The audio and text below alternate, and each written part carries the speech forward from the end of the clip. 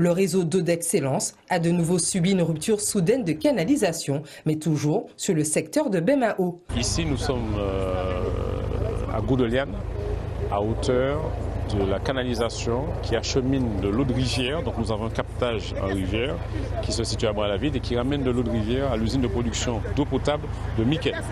Donc cette conduite s'est rompue hier soir aux alentours de 22 h et donc l'usine n'a pu être alimentée du fait de cette rupture de canalisation.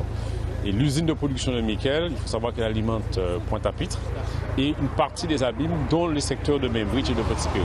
Ce qui explique en fait ce déficit au niveau de la production et donc un manque d'eau au niveau de la distribution.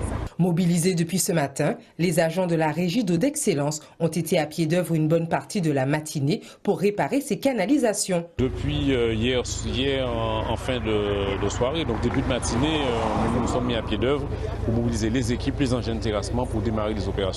C'est quand même une canalisation de diamètre 500 mm, donc ça fait partie des plus grosses canalisations qu'on retrouve en Guadeloupe.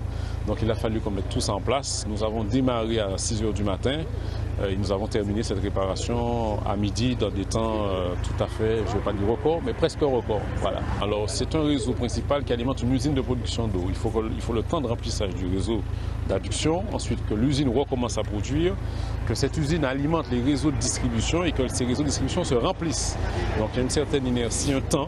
Il faut attendre que tout ça se remplisse pour que les clients commencent à avoir de l'eau avec une pression plus ou moins correcte.